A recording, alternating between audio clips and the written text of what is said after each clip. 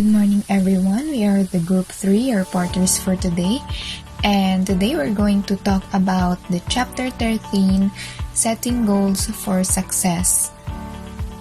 This topic is composed of 4 learning outcomes, and at the end of the lesson we will learn how to identify the types of motivation, determine our short and long-term goals, recognize the importance of goal setting, and apply the ways on how to achieve our goals. To begin the lesson, here is one of Abraham Maslow's reminder for us.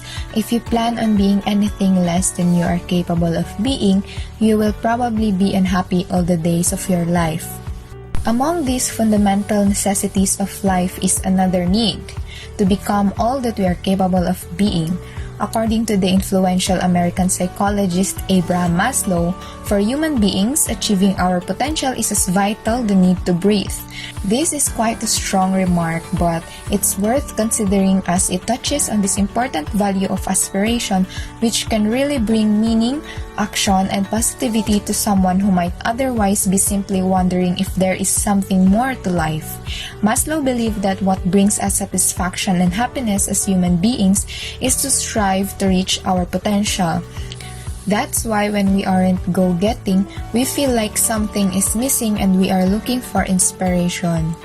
Taking the path of least resistance, coasting along, making things easy for yourself is an insidious cause of unhappiness. It seems like just the opposite would be true, that the way to increase happiness is to decrease all of the various stressors in your life. But it's not the stressors or tension that cause the stress, it's the meaning behind them. If you're walking a path that seems to be helping you become what you're capable of being, this path is going to be difficult. There's going to be more stress and tension than if you were selling yourself short. But you'll accept the stressors and tension as necessary evils, even embrace them, since they're proof that you're on the right track. They're a side effect of your forward progress. There are so many people out there who seem to have everything they could ever want, yet remain dissatisfied with their lives. And it's often simply that they sacrifice becoming what they knew they were supposed to become in favor of all those external variables that they convinced themselves would make them happy. Anything less than you are capable of being is not good enough. Even if no one else sees it, even if your path is one of fame and acclaim, when it comes to your self-actualization, you are the only one who can judge whether or not it has occurred. If it hasn't, there is no reason to expect any other outcome than unhappiness. Hello, my name is Noel Fabiosa and I'm going to talk about success and goals. So success does not happen. It is not enough to have goals or ambitions. Success is the outcome of hard work and determination that must be shaped over a long process. Ika nga nila na kailangan mo munang dumaan sa butas ng karayom. Kailangan mo munang magsumikap upang makamtan ang iyong mga pangarap. Dahil hindi ka naman magtatagumpay kung hindi mo pinaghirapan iyon. Let's proceed to goals. Motivations directs a person's behavior toward a particular goal. A goal is the object toward which the behavior is directed, usually within a specified period of time. Within the context of industrial, organizational psychology, goal is defined simply as what the individual is consciously trying to do. So, motivation has a big impact talaga in achieving our goals. Like for example, if your friends or relatives, family trying to pursue his dreams, so keep him or her motivated para naman magkaroon siya ng lakas ng loob na harapin ang mga challenges in life just to achieve his dreams or goals. For Edwin Locke and Gray Latham, 2006, goals direct attention, efforts, and actions. Goals motivate people to develop strategies that will enable them to perform better. So this means that na if you have goal, dapat direct attention lang, nakatuon lang yung attention mo and effort mo sa isang bagay na gusto mo ma-achieve. For example, I am very interested in pursuing my bachelor degree at Roman Musaysay in Bachelor of Arts in Psychology, and I would like to set a profession in this field, and hoping that this bachelor degree will help me to fulfill my career motto. So, dapat yung attention ko lang is nakafocus lang sa pagtatapos ng pag-aaral. In line with that, if you have a side hustle or part-time job at nag-aaral ka at the same time, so kailangan mo lang ng time management para hindi mo makaligtaan yung goal mo talaga sa buhay. Yan lang. Maraming salamat. Factors which may influence goals. Behavior is guided by values. Values are the things that a person deems significant and worthwhile. They can serve as the foundation for what is desired, correct, and excellent. Individuals act in ways that allow them to express and achieve their important values and ambitions. Values are guiding or motivational beliefs that influences or encourage attitudes and behaviors. They assist us in determining our priorities. Values are the qualities we choose to embody our action. They describe the type of person we want to be, how we treat ourselves to others, and how we interact with the world around us. They lay out the foundation for proper behavior. Active and straightforward behavior is also required. A person's motivation is usually sparked by a desire for or a lack of something that motivates them to act. Humans are motivated to meet wants in order to maintain homeostasis or internal equilibrium. According to drive reduction theory, unmet needs results in bodily tension, and as a result, homeostasis is disrupted. Physiological and psychological demands are the two types of requirements. Physiological demands are the body's natural requirements for food, water, air, sleep, and sex.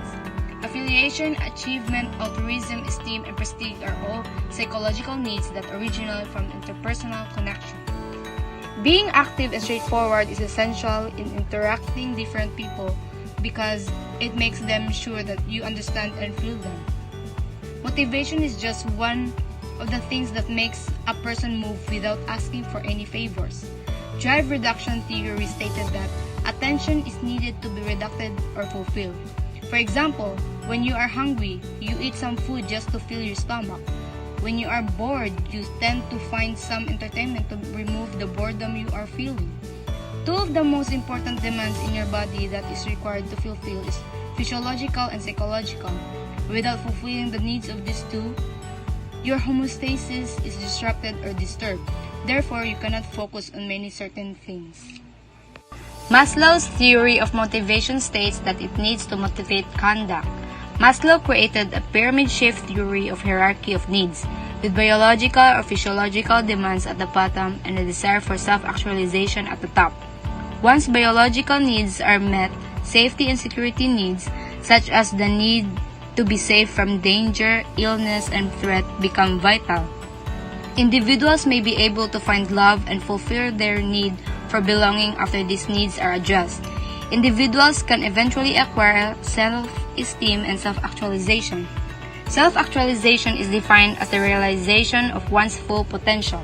A student's urge for self-actualization might be satisfied by working hard to get a good mark and improve as a student. The hierarchy of needs is diagrammed as a pyramid starting at the bottom with basic needs that must be satisfied for an individual to be able to progress addressing more secondary needs. Hierarchy of needs is very important in daily life because it is both concerned with human motivation and understanding what people need and how people's needs differ. Without one of the hierarchy of needs is not met, the safety or what drives you sane is a threat because all of the hierarchy of needs is very important. To achieve all of the hierarchy of needs, you must obtain great conduct to anyone else. Thank you for that very informative information. As we continue, I am Justin and I will be explaining the next topic, the motivational impact of self-efficacy and mindset. The motivational impact of goals may be affected by moderators such as self-efficacy and mindset.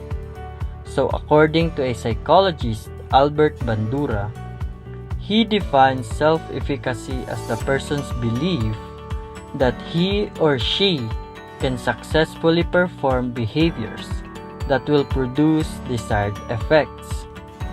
So basically, self-efficacy is like the fuel that drives us to accomplish something. It's like a positive vibe that tells us you can do it. Self-efficacy is most commonly found on business owners.